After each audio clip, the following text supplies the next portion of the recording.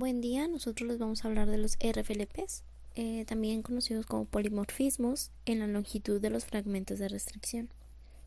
Bueno, esta es una prueba la cual consta de 4 pasos o de 4 etapas, en donde hay que tener en claro primeramente que cuando se habla de restricción estamos hablando de un corte. Ahora bien, hablando de las 4 etapas que esta prueba consiste, la primera es la digestión del ADN. La segunda sería la separación de los fragmentos, es decir, mediante una electroforesis. La tercera, transferencia del material genético. Y la cuarta, el revelado. Bueno, hablando de la primera etapa, la cual es la digestión del ADN, esta utiliza enzimas de restricción, en donde hay que considerar que si extraemos totalmente el ADN, que es genómico, y lo incubamos con enzimas de restricción a condiciones adecuadas, estas enzimas son capaces de reconocer un punto exacto y de cortar. De esta manera, dichas enzimas pueden reconocer uno o varios puntos del DNA, ya sean cercanos o distantes. En el DNA resultante, después de la acción de las enzimas de restricción, pues será un DNA fragmentado, pues de distintos tamaños, en secciones grandes o pequeñas. Y bueno, para que ocurra esto, se utilizan enzimas de restricción, en donde aquí las que se utilizan son las endonucleasas.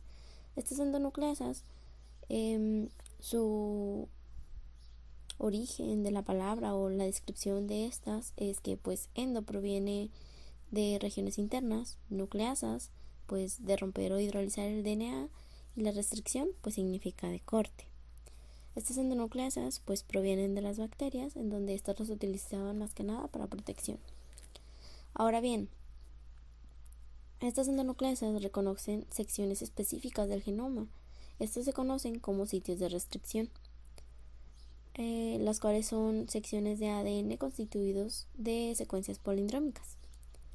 Estas enzimas pueden actuar de dos maneras, ya sea cortando a la misma altura del DNA y pues generando puntos o extremos romos, los cuales vendrían siendo pues de igual tamaño, o bien secciones de DNA sencillos, es decir, extremos cohesivos. Bueno, continuando con la segunda etapa del proceso, la cual es la separación de los fragmentos mediante electroforesis, hay que recordar que la electroforesis es una separación física, la cual va a aprovechar la longitud de las cadenas fragmentadas que se generaron del DNA, así mismo como la carga de este, en donde se va a permitir que este migre desde el ánodo hacia un cátodo, utilizando pues una fase estacionaria, la cual es un gel de agarrosa o poliacrilamida, donde las moléculas del ADN de tamaño corto van a diferir en la longitud o en la distancia de migración, ya que las moléculas de menor tamaño presentan menor resistencia, por lo tanto, migran a una distancia mayor. El caso contrario, a las moléculas más grandes, las cuales presentan una mayor resistencia, lo que va a originar que migren una distancia menor. Y bueno, pues este DNA queda atrapado en este gel. Posterior a esto, sigue la siguiente etapa, la cual es la transferencia del material genético. Esta transferencia se da desde este gel hacia un material o una superficie más resistente, las cuales pueden ser membranas, ya sean de nitrocelulosa o de nylon. Para que este paso se dé, se realiza un montaje en donde en primera instancia se introduce el gel de agarrosa en una solución o en un buffer. Posterior a esto, se coloca sobre este gel la membrana, ya sea de nylon o de nitrocelulosa, y sobre esta se coloca papel absorbente, el cual va a permitir la captación del exceso de la solución en la cual se introdujo pues el gel. Y bueno, sobre todo esto se pone encima un peso, el cual va a permitir que todo quede unido y de alguna manera va a facilitar que el DNA pase del gel a la membrana. Una de las ventajas que tiene este proceso es que el DNA se fija a la membrana y aquí ya se encuentra desnaturalizado. Siguiendo con el último paso que tiene esta técnica es el revelado, el cual en donde aquí se utilizan sondas, y estas sondas son pues secciones de DNA u oligonucleótidos, monocatenarios, y por lo general están marcados con algún reactivo capaz de generar una coloración. ¿Y cómo se obtienen estas ondas? Bueno, por lo regular se obtienen de un fragmento de DNA purificado, y este se somete a un proceso de PCR, en donde al aumentar la temperatura, pues ya sabemos, el DNA se desnaturaliza y se obtienen dos cadenas monocatenarias o sencillas, las cuales se van a alinear conservadores, donde la polimerasa pues amplifica dichas regiones complementarias.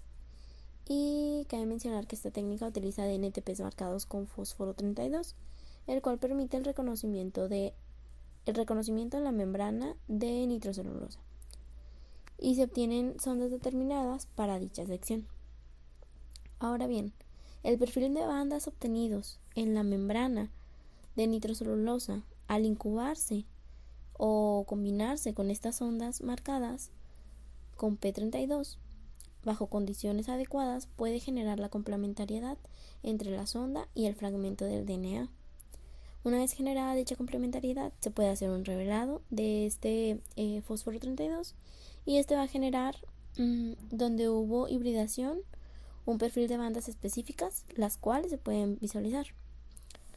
Y bueno, este último paso es el que nos va a ayudar a determinar el polimorfismo. Y bueno, ¿cuáles pueden ser las causas de este polimorfismo?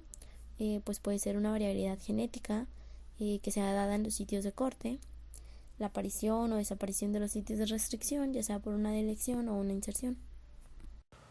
Buenos días, yo les voy a hablar sobre el polimorfismo del ADN, una nueva estrategia para la tipificación de Mycobacterium tuberculosis. El complejo de micobacterias son un grupo taxonómico difícil de diferenciar con marcadores bioquímicos. Sin embargo, el hallazgo de secuencias repetidas dentro del genoma ha demostrado la posibilidad de utilización para la diferenciación entre las especies de micobacterias y entre el aislamiento individual de una misma especie, debido a que muestran un mayor polimorfismo.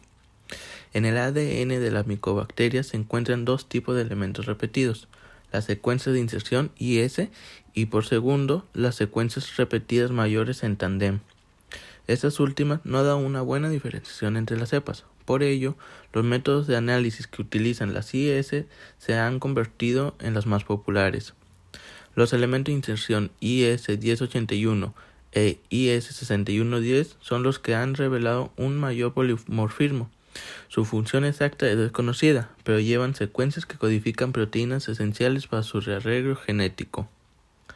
Ahora bien, les voy a comentar sobre la importancia de diferenciar entre las cepas de Mycobacterium tuberculosis, ya que los brotes nosocomiales de tuberculosis han confirmado la importancia de la diferenciación de las cepas, ya que gracias a esta estrategia fue posible localizar las fuentes de infección y determinar los diferentes factores de riesgo asociados. Estas aplicaciones no se limitan a los brotes de tipo nosocomiales, sino también a estudios epidemiológicos en la comunidad en general. En resumen, las posibilidades prácticas de la diferenciación entre cepas de la infección tuberculosa son la determinación de la tasa de reinfección o reactivación como causa de fracasos terapéuticos; segundo, el seguimiento de fuentes de diseminación de cepas multiresistentes en la comunidad; y por último, el control de calidad para los laboratorios centrales o regionales especializados en micobacterias y el estudio de brotes de infección nosocomiales. Ahora bien, abordemos las técnicas para demostrar el polimorfismo. La técnica ideal para detectar las relaciones clonales entre cepas debe ser rápida, logísticamente simple y generar un patrón polimórfico estable. Los investigadores utilizaron la técnica de Sort Blot, aunque también puede emplearse la PCR. Hay tres parámetros críticos que se deben tener en cuenta. El primero es la elección de una enzima de restricción. El segundo, la selección de la secuencia específica del elemento genético utilizado para detectarlo a través de una sonda. Y el tercero, el uso de patrones de peso molecular estándar que permita la comparación entre diferentes geles. La técnica estandarizada en RFLP consistió en lo siguiente. El primer paso fue el aislamiento del ADN a partir de un cultivo previo. El segundo paso fue la digestión del ADN, empleando la enzima PVU2. El tercer paso fue la separación del ADN escindido por electroforesis. El 4 fue el Southern blotting. Y el quinto fue la hibridación más detección por autorradiografía. A su vez también mencionan que la PCR permite en un solo paso tanto la detección del bacilo como la diferenciación de la cepa, es decir, es una técnica mucho más rápida. Y en los resultados, la técnica se realizó a partir de 27 aislados de muestras de esputo provenientes de pacientes con tuberculosis pulmonar. Los resultados mostraron un alto grado de relación entre las cepas estudiadas, lo cual confirma una circulación intensa del bacilo en el medio. A través del cálculo de los coeficientes de similaridad se elaboró un dendrograma y se pudieron identificar así 5 grupos o clústeres. A su vez, también este hallazgo permitió encontrar patrones idénticos de resistencia en dos cepas para los fármacos antituberculosos, streptomicina e isoniazida.